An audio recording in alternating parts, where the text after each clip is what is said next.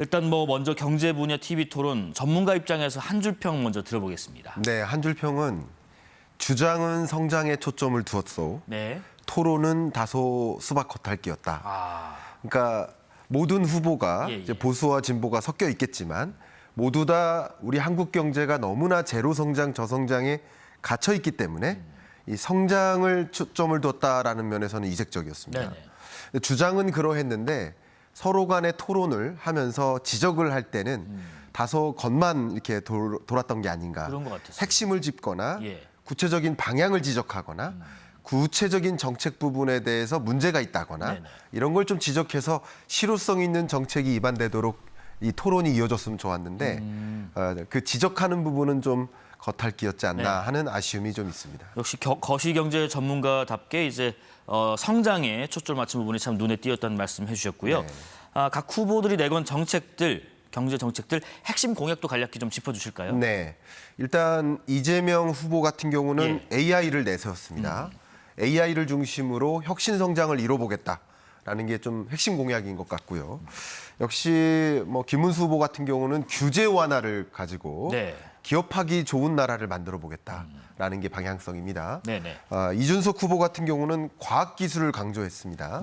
그래서 생산성을 끌어올리겠다라는 것이고 권영국 후보 같은 경우는 부자 증세, 부자 감세가 아니라 부자 증세를 통해서 효율적인 사회를 만들어 보겠다. 이런 식으로 주장을 했다고 정리할 수 있겠습니다. 일단 공통 질문으로 어제 각 후보들에게 이 침체에 빠진 우리 경제를 살리기 위한 대책이 무엇이었는지 물었거든요. 후보별 해법 뭐라고 했는지 듣고 이어가겠습니다. 불경기에는 정부가 조정 역할을 해줘야 되는 것입니다.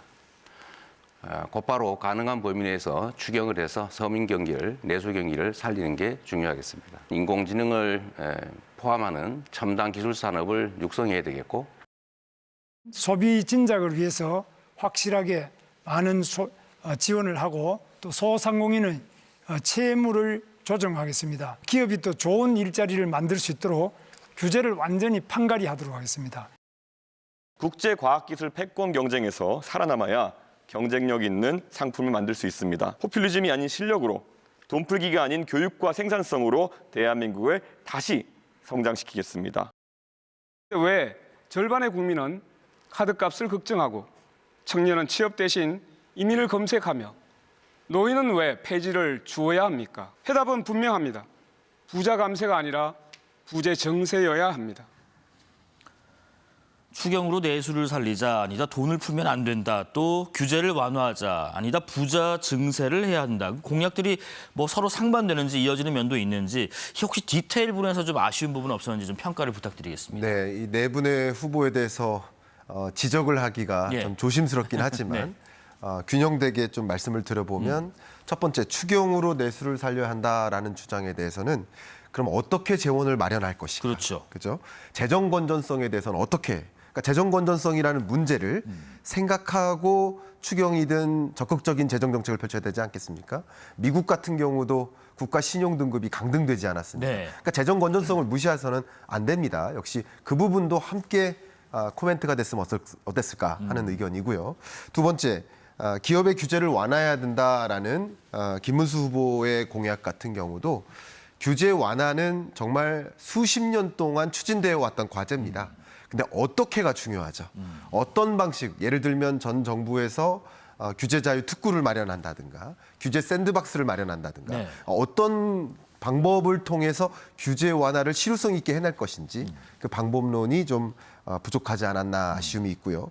역시 생산성을 키워야 된다라는 이준석 후보의 이 공약도 당연히 마땅한 일입니다. 우리가 가야 할 부분이에요. 저도 생산성을 굉장히 강조하고 있습니다. 그럼 역시 어떻게, 어떤 식으로 생산성을 끌어올릴 것인지에 대한 구체적인 방법론을 제시했으면 어떨까라는 생각입니다.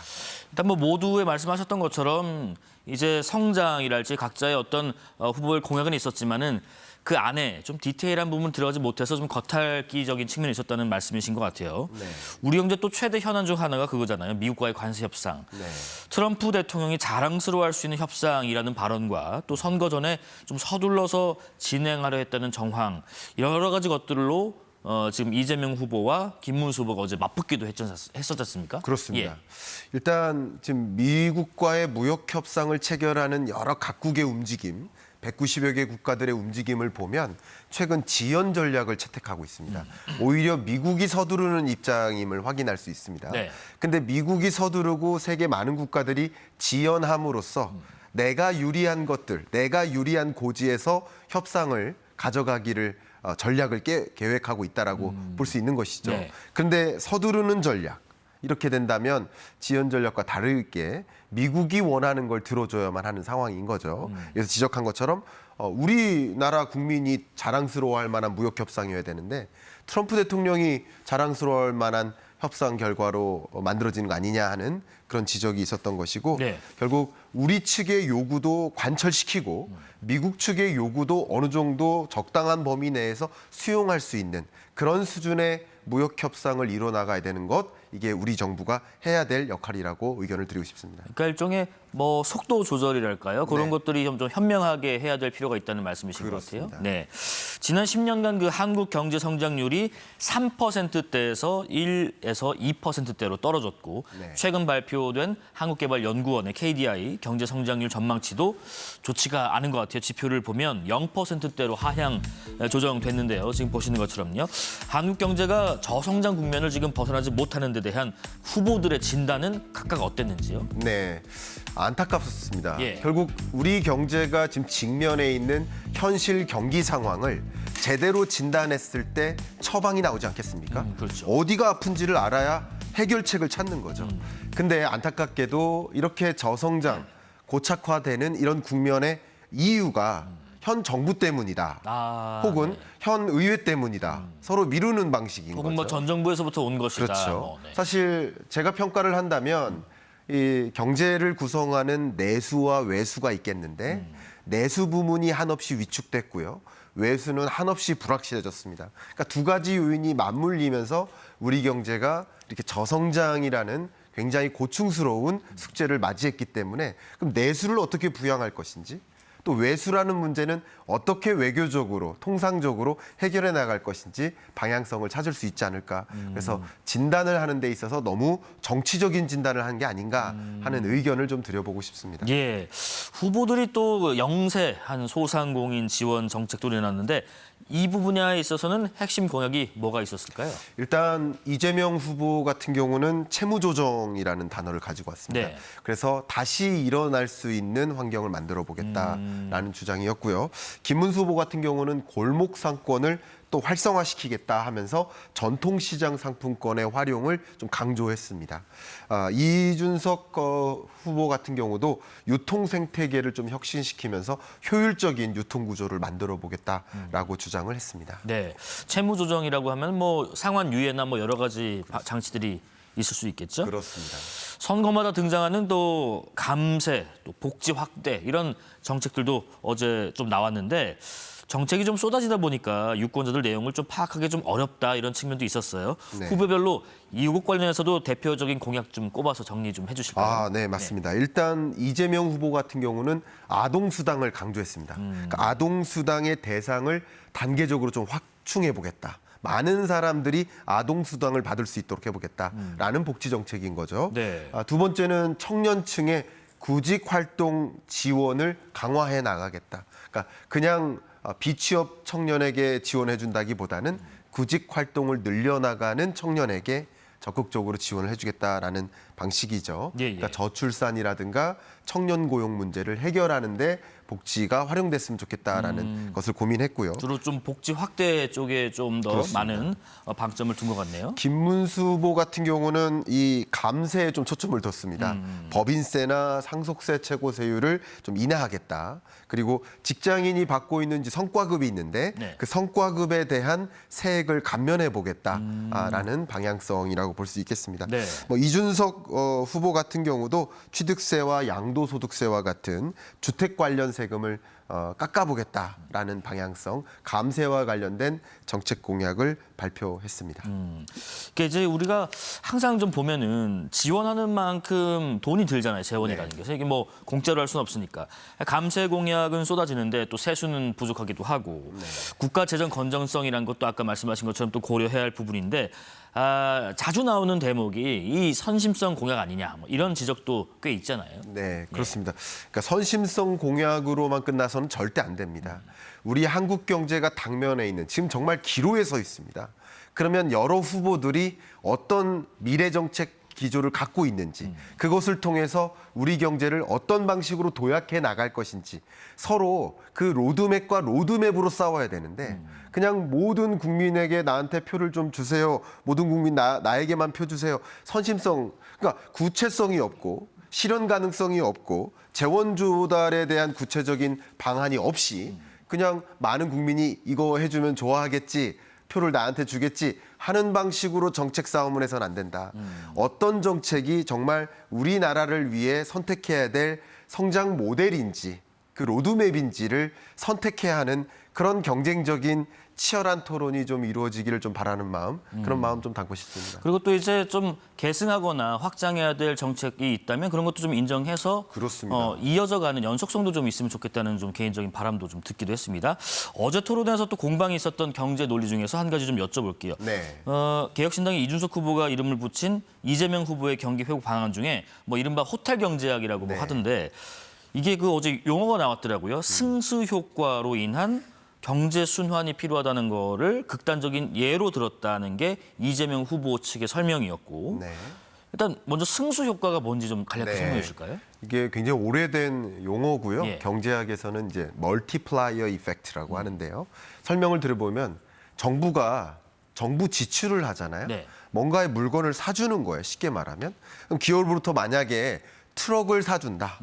그러면 많은 트럭이 소요가 이뤄지니까 당연히 자동차 기업들은 매출이 늘어나는 거죠. 그렇죠. 그럼 고용도 확대할 수도 있고요. 그렇죠. 공장 가동도 늘릴 수 있고요.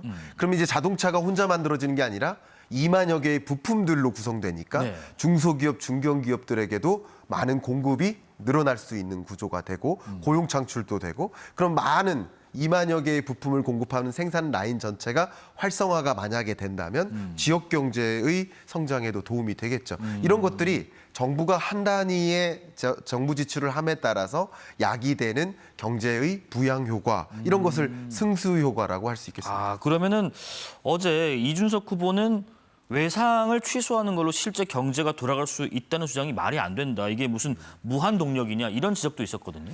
네, 그러니까 이재명 후보가 당시에 사례를 들었었던 거예요. 네네네.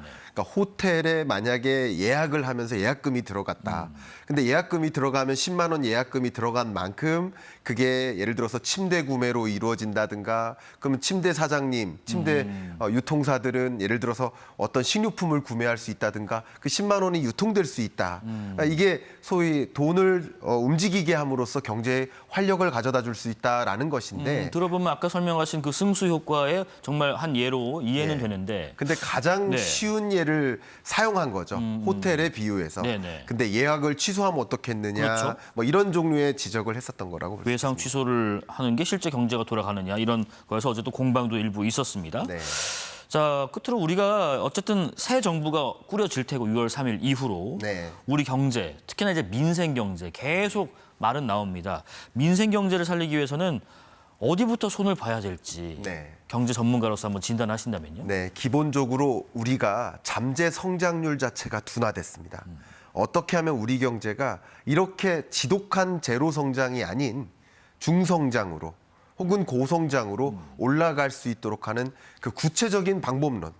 예를 들면 잠재 성장률에 영향을 미치는 3가지 기여도를 갖고 있는 요소가 있는데 노동 투입이나 자본 투입은 쪼그라들고 있어요. 이것은 우리가 당장 해결하기 어려워요. 그러나 맨 윗단에 있는 생산성, 총 요소 생산성을 키우는 그런 고민을 해야 되는데 그럼 구체적으로 예. 어떻게 총 요소 생산성을 키울 수 있는지 고급 인재, 기술 인재를 확대한다든가 또 R&D 예산을 더 많이 확보한다든가 어떤 방식으로 우리가 중점을 두고 다른 어떤 국가들로부터 기술 추격이나 추월을 허용하지 않는 방식으로 우리만의 독자적인 우월한 기술적 지위를 유지한다든가 이런 부분에 대한 더 구체적인 고민이 담긴 정책 공약들로 좀 토론이 이어졌으면 하는 마음 그렇게 담아서 의견 드리고 싶습니다. 총소요 생산, 총요소 생산성이라고 총요소 생산을 좀 늘리는 방법을 그렇습니다. 좀 더 강구할 필요가 있겠다라는 말씀까지 저희가 들어봤습니다.